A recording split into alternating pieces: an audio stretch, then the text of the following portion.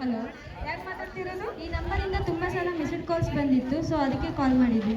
ಹೌದು, ನಾವು ಅಮ್ಮ ರುದ್ರಾಶ್ರಮದಿಂದ ಕಾಲ್ ಮಾಡಿರೋದು. ಓ ಹೌದಾ?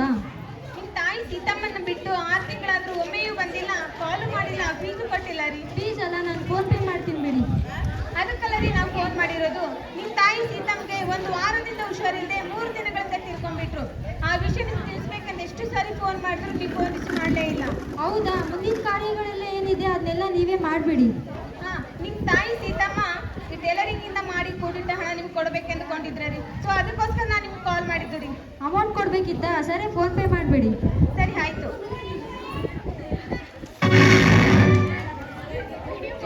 ಎಂತ ಮಕ್ಕಳಪ್ಪ, ಎದ್ದು ಹೊತ್ತು ಸಾಕಿ ಸಲಿದಂತಹ ಮಕ್ಕಳೇ ತಂದೆ ತಾಯಿನ ರುದ್ರಾಶ್ರಮದಲ್ಲಿ ಬಿಡ್ತಾರೆ. ಛೇ,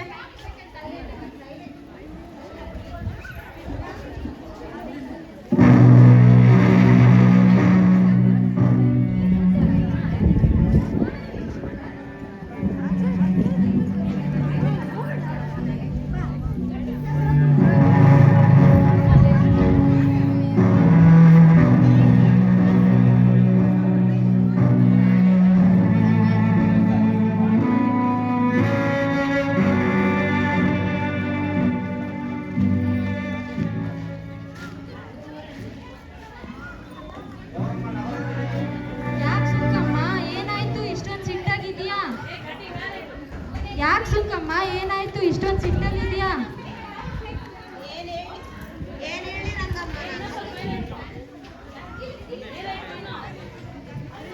ಏನು ಹೇಳಿ ರಂಗಮ್ಮ, ನಾನು ನಮ್ಮ ಮಕ್ಕಳನ್ನ ನಾವು ಕಷ್ಟಪಟ್ಟು ಮುಂದೆ ಜೀವನ ಚೆನ್ನಾಗಿರ್ಲಿ ಅಂತಂದೇಳಿ ಎಷ್ಟು ದೊಡ್ಡ ಕಷ್ಟಪಟ್ಟು ಬೆಳೆಸಿರ್ತೀವಿ ಅವ್ರನ್ನ. ಅವರು ದೊಡ್ಡವರಾದ್ಮೇಲೆ ಒಂದು ಒಳ್ಳೆ ಸ್ಥಾನಕ್ಕೆ ಬಂದ್ಮೇಲೆ ನಮ್ಮನ್ನ ಎಷ್ಟು ಕೀಳಾಗಿ ನೋಡಿ ಈ ವೃದ್ಧಾಶ್ರಮ ನಮಗೆ ತಾನೊಂದು ಹಾಕ್ಬಿಡ್ತಾರೆ. ಒಂದ್ಸಲನೂ ಬಂದು ನೋಡೋದಿಲ್ಲ, ಒಂದ್ಸಲನೂ ಕಾಲ್ ಕೂಡ ಮಾಡೋದಿಲ್ಲ. ಇಂಥ ಮಕ್ಕಳು ಹೇಗೆ ಹೇಳು?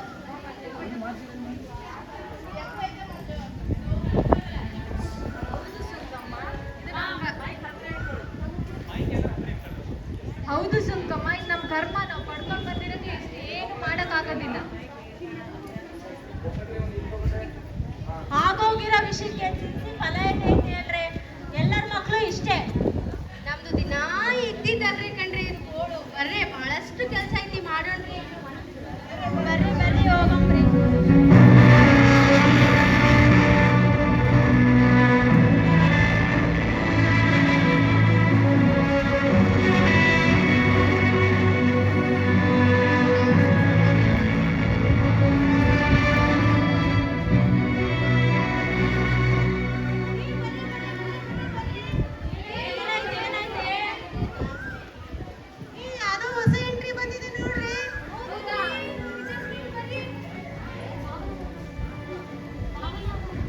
ಯಾರಮ್ಮ ನೀನು? ಏನ್ ಇಲ್ಲಿಗೆ ಬಂದ್ಬಿಟ್ಟಿ?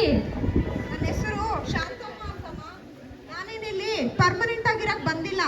ನನ್ನ ಮಗ ಬಂದು ಕರ್ಕೊಂಡು ಹೋಗ್ತಾನೆ ನನ್ನ. ಎಲ್ಲರ ಮಕ್ಕಳು ಸೇರಿಸುವಾಗ ಹೇಳೋದು ಇದನ್ನೇ. ಎಲ್ಲರ ಮಕ್ಕಳ ತರ ನನ್ನ ಮಗ ಅಲ್ಲ. ನನ್ನ ಮಗ ನನ್ನ ಬಿಟ್ಟಿರೋದಿಲ್ಲ. ನನ್ನ ಮಗ ಬಂದೇ ಬರ್ತಾನೆ, ಬಂದು ನನ್ನ ಕರ್ಕೊಂಡು ಹೋಗೇ ಹೋಗ್ತಾನೆ. ನನ್ನ ಮಕ್ಕಳು ಹೆಂಗೆ ಹೇಳಿನೇ ಬಿಟ್ಟು ಹೋಗಿರೋದು, ಬರ್ಲೂ ಇಲ್ಲ, ಫೋನು ಮಾಡಲಿಲ್ಲ. ಇಲ್ಲಮ್ಮ, ನನ್ನ ಮಗ ಮನೆ ಖರ್ಚಿಗೋಸ್ಕರ ಭಾಳ ಆಗ್ತಿದೆ ಅಂತೇಳಿ ನನ್ನ ಬಿಟ್ಟು ಹೋಗಿರೋದಿಲ್ಲಿ. ಬೇಕಿದ್ರೆ ನನ್ನ ಮಗ ಫುಡ್ ಮಾಡ್ತೀನಿ ನೋಡ್ರಿ, ಕೇಳಿಸ್ಕೊಳ್ಳಿ ನನ್ನ ಮಗನ ಮಾತು.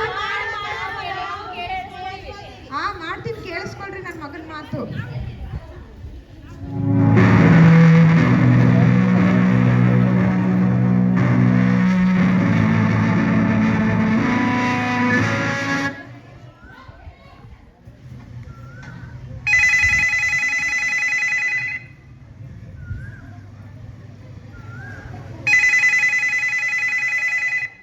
ಹಲೋ ಹಲೋ ಸತೀಶ, ಹೇಳಮ್ಮ. ಅಲ್ಲಪ್ಪ, ನೀನು ನನ್ನ ಬಂದು ಕರ್ಕೊಂಡು ಹೋಗ್ತೀಯಲ್ಲಪ್ಪ, ಇಲ್ಲಿ 1 ತಿಂಗಳಿಗೋಸ್ಕರ ಅಲ್ಲಪ್ಪ ನನ್ನ ಬಿಟ್ಟೋಗಿರೋದು. ಹೌದಮ್ಮ, ನಾನು ನಿನ್ಗೋಸ್ಕರ ಒಂದೇ ತಿಂಗಳಮ್ಮ ಬಿಟ್ಟೋಗಿರೋದು, ನಿನ್ಗೋಸ್ಕರ ನಾನು ಬಂದೇ ಬರ್ತೀನಿ. ಆಯ್ತಪ್ಪ, ಬಂದು ಕರ್ಕೊಂಡೋಗಪ್ಪ. ಮನೇಲೆಲ್ಲಾರ ಹುಷಾರಾಗಿರಿ, ಆಯ್ತಾ? ಆಯ್ತಮ್ಮ, ನೀನು ಚೆನ್ನಾಗಿರು, ನಾನು ಬೇಗ ಬಂದ್ಬಿಡ್ತೀನಿ. ಆಯ್ತಪ್ಪ ಸತೀಶ, ಇಡ್ಲಾ? ಸರಿ ಅಮ್ಮ, ಇಡು. ಆಯ್ತಪ್ಪ. ಕೇಳಿಸ್ಕೊಂಡ್ರ ನನ್ನ ಮಗನ ಮಾತು? ನನ್ನ ಮಗ ಬಂದೇ ಬರ್ತಾನೆ, ಬಂದು ನನ್ನ ಕರ್ಕೊಂಡು ಹೋಗೇ ಹೋಗ್ತಾನೆ. ಹೋಗ್ತಾ ಹೋಗ್ತಾ ನಿನ್ನ ಮಗನ ಬಗ್ಗೆನೂ ಗೊತ್ತಾಗುತ್ತೆ. ಬರ್ರೆ, ಊಟಕ್ಕೆ ಸಮಯ ಆಯ್ತಲ್ವಾ?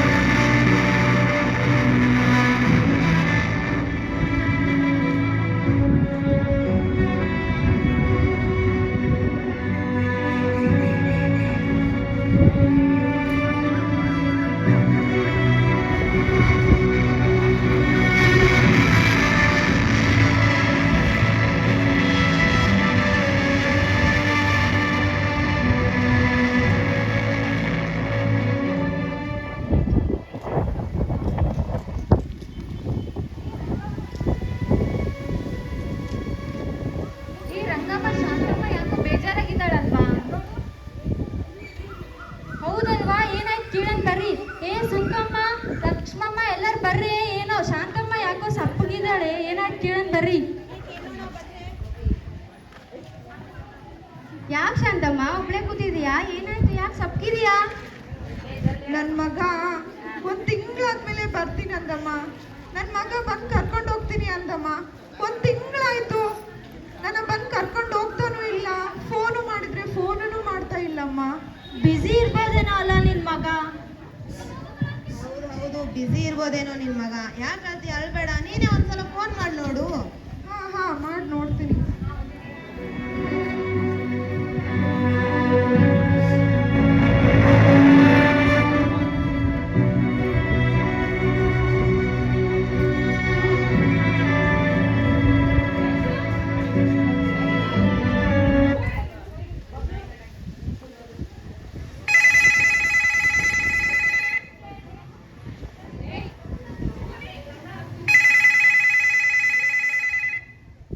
ಅಯ್ಯೋ, ಯಾಕೆ ನನ್ನ ಮಗ ಕಾಲ್ ತೆಗಿತಾ ಇಲ್ಲ? ಏನಾಯ್ತು ಅವನಿಗೆ? ಇನ್ನೊಂದ್ಸರಿ ಮಾಡಿ ನೋಡ್ತೀನಿ.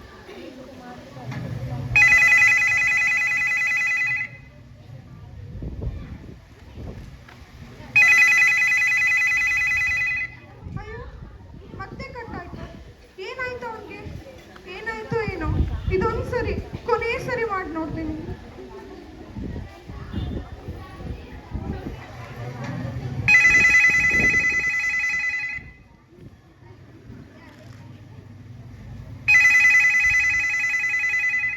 Hello hello Satish.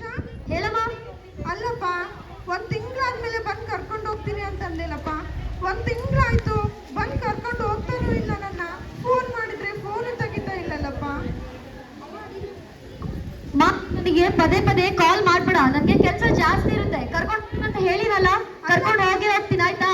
Call cut ಮಾಡು ಇವಾಗ. ಹಲೋ.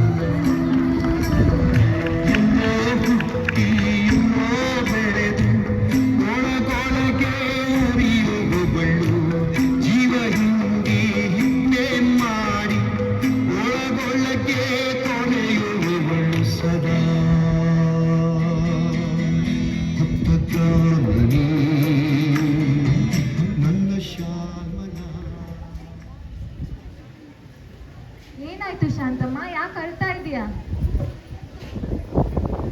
ಅಷ್ಟಕ್ಕೂ ನೀನು ಯಾಕೆ ಅಳ್ತಿದೀಯಾ? ಏನಾಯ್ತು? ನೀನು ಇಲ್ಲಿ ಬಂದಿರೋ ಕಾರಣ ಏನು? ಏನಾಯ್ತು ಅಂದ್ರೆ, ಅವತ್ತೊಂದಿನ ಏನಾಯ್ತಂದ್ರೆ,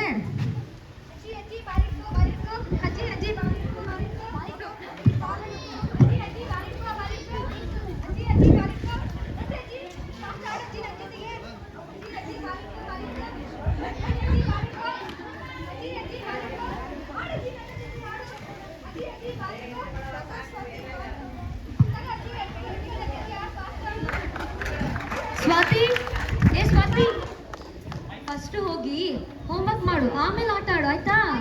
ಹೋಗಮ್ಮ. ಅಮ್ಮ, ನಾನು ನಿನ್ಗೆ ಒಂದು ವಿಷಯದ ಬಗ್ಗೆ ಮಾತಾಡೋದಿತ್ತಮ್ಮ. ಏನು ಸತೀಶ್? ಏನು ಅದು ಏನಂದ್ರೆ, ಏನು ಹೇಳಪ್ಪ. ಅಮ್ಮ, ಅದು ನಮ್ಮ ಮನೆಯಲ್ಲಿ ಖರ್ಚುಗಳು ಜಾಸ್ತಿ ಆಗ್ತಿದೆಮ್ಮ.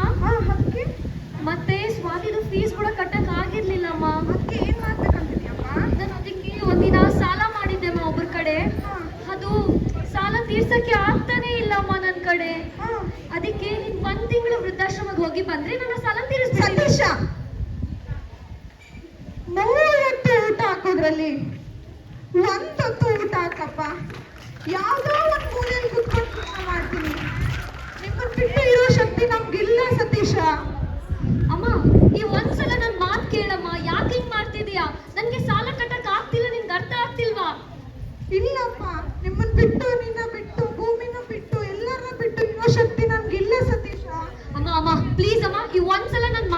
ಆಯ್ತಾ? ಬೇಗ ಬೇಗ ಬಟ್ಟೆನ ಪ್ಯಾಕ್ ಮಾಡ್ಕೋ. ಒಪ್ಕೊಂಡಿದೀಯಲ್ಲ? ಒಪ್ಕೊಂಡಿದೀಯಲ್ಲ? ಸರಿ, ಬೇಗ ಸತೀಶ ಬನ್ನಿ. ಸತೀಶ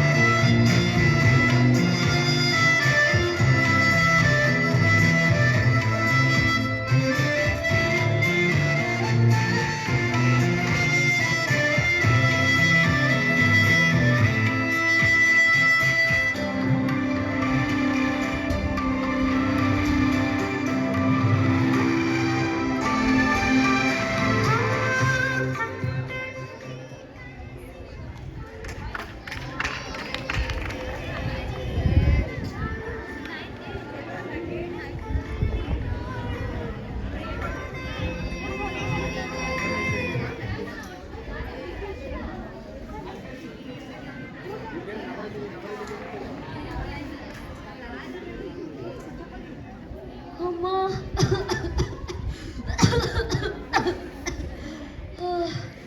ದಾಹ ದಾಹ.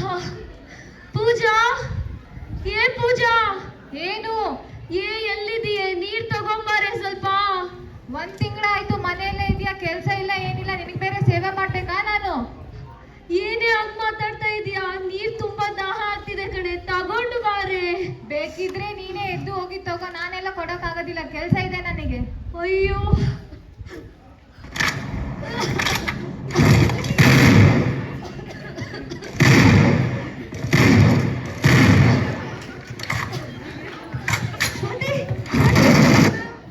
ಸ್ವಾತಿ, ನೀರ್ ತುಂಬಾ ದಾಹ ಆಗ್ತಿದಮ್ಮ, ನೀರ್ ತಗೊಂಡ್ ಬಾ ಅಮ್ಮ.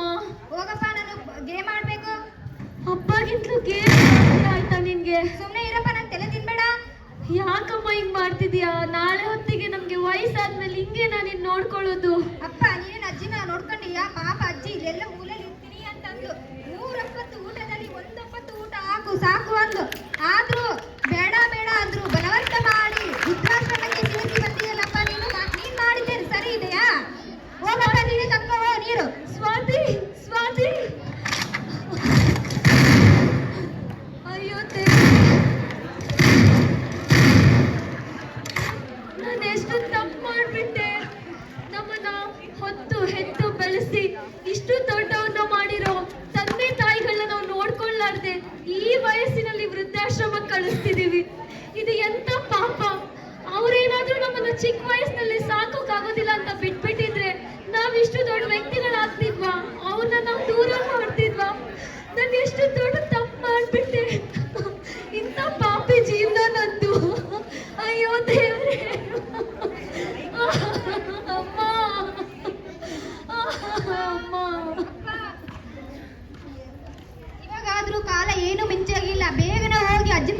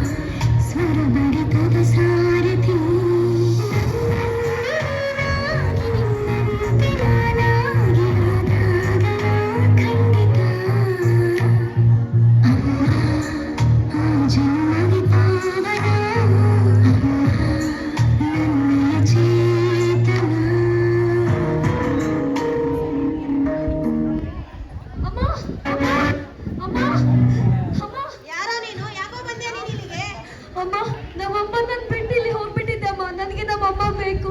ದಯಮಾಡಿ ನಮ್ಮಮ್ಮ ಕಡೆ ಹೋಗೋಕ್ ಬಿಡಿ ಅಮ್ಮ. ಇಷ್ಟು ದಿನ ನೆನ್ಪಿದ್ದಿಲ್ಲೇನೋ ನಿಮ್ಮಮ್ಮ ನಿನಗೆ? ಒಂದು ತಿಂಗಳು ಮುಂಚೆ ಬಂದು ಬಿಟ್ಟು ಹೋದಾಗ ನೆನ್ಪಿದ್ದಿಲ್ಲೇನೋ? ಆ ಪ್ರೀತಿ ಇದ್ದಿಲ್ಲೇನೋ ನಿನಗೆ? ಅಮ್ಮ ನನಗೆ ಇವಾಗೇ ನಮ್ಮಮ್ಮ ಬಗ್ಗೆ ಗೊತ್ತಾಗಿದೆ. ನಮ್ಮಮ್ಮನ ಒಂದು ಪ್ರೀತಿ ಏನಂತ ಗೊತ್ತಾಗಿದೆ. ಅವಳಿಲ್ಲ ಅಂದ್ರೆ ನಾನು ಏನಾಗ್ಬಿಡ್ತೀನಂತ ಗೊತ್ತಾಗಿದೆ ಅಮ್ಮ. ನಿಮ್ಗೆ ಕಾಲು ಹಿಡ್ಕೊಳ್ತೀನಮ್ಮ. ನಮ್ಮಮ್ಮ ನೋಡಕ್ ನನ್ನ ಬಿಡಿ. ಕಾಲಲ್ಲೂ ನಿಮ್ಮಮ್ಮನ ಕಾಲು ಹಿಡ್ಕೊ. ನಿಮ್ಮಮ್ಮ ಒಂದು ತಿಂಗಳಿಂದ ಸತೀಶ ಸತೀಶ ಅಂತ ಹೇಳಿ ಸತೀಶ ಅಂತ ಅನ್ಕೊಂತಾನೆಲ್ಲ ಹೇಳ್ಬಿಟ್ಲು. ಅಯ್ಯೋ ದೇವ್ರೆ, ನಾನು ಎಂತ ಪಾಪಿ ನಾನು.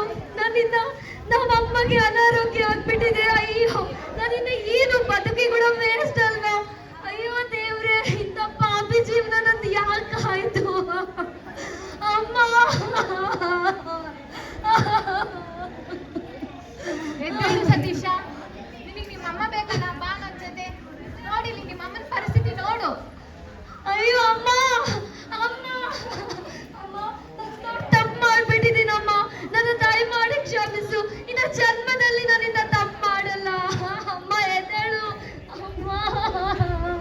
ಸತೀಶ ಸತೀಶ, ಏನಪ್ಪ ಇದು?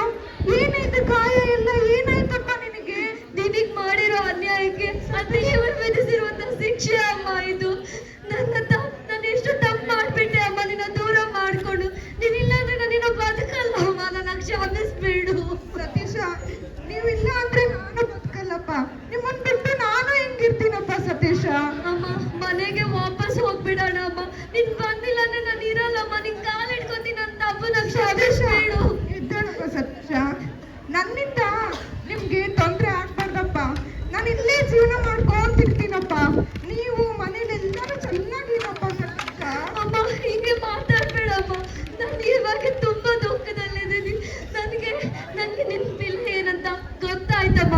ನಾನು ನನ್ನ ಮಗಳನ್ನ ಯಾವಾಗ ಕೇರ್ ಮಾಡಿಲ್ವೋ ಅವಾಗ ನನಗೆ ಗೊತ್ತಾಯ್ತಮ್ಮ. ಅಮ್ಮ ಬೆಲೆ ಏನಂತ. ನನ್ನ ಇನ್ನ ದುಃಖಕ್ಕೆ ಒಳಗ್ ಮಾಡ್ಬೇಡಿ ಅಮ್ಮ. ಅಳ್ಬೇಡ ಸತೀಶ, ಅಳ್ಬೇಡ. ನೀನ್ ಹತ್ರ ನಾನು ಹೆಂಗ್ ನೋಡ್ತೀನಪ್ಪ ನೀನ್ ಆಡೋದು? ನೀವಿಲ್ಲ ಅಂದ್ರೆ ನಾನು ಇರ್ತೀನ? ನಡಿ ಹೋಗೋಣ, ನಡಿ ಮನೆಗೆ. ನಡಿ ಅಮ್ಮ ಹೋಗೋಣ. ನಡಿ ನಾನು ಇಲ್ಲಿ ನಿನ್ನ ಇರ್ಸಲ್ಲ. ನಡಿ ಹೋಗೋಣ. ನೋಡಪ್ಪ ಸತೀಶ, ಇವಾಗಿಂದ ನನ್ನ ಪ್ರೀತಿಯಿಂದ ವಿಶ್ವಾಸದಿಂದ ಬಹಳಷ್ಟು ಚೆನ್ನಾಗಿ ನೋಡ್ತಾ ಇದ್ದ. ನಾನು ನಮ್ಮಮ್ಮನ ಒಂದು ಕ್ಷಣನ ಬಿಡಲ್ಲ ಅಮ್ಮ.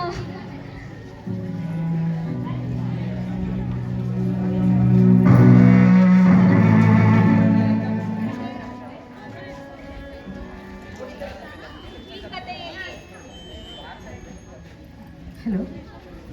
ಈ ಕಥೆಯಲ್ಲಿ ಮಗನು ತನ್ನ ತಪ್ಪನ್ನು ಅರಿತು ತಾಯಿಯನ್ನ ಸೇರಿದನು. ಆದ್ರೆ ಇದು ಬಹಳಷ್ಟು ಜನರ ಜೀವನದಲ್ಲಿ ಸಾಧ್ಯವಾಗದೇ ಇರಬಹುದು. ದಯವಿಟ್ಟು ತಂದೆ ತಾಯಿಯನ್ನ ಪ್ರೀತಿಸಿ, ಗೌರವಿಸಿ. ಧನ್ಯವಾದ.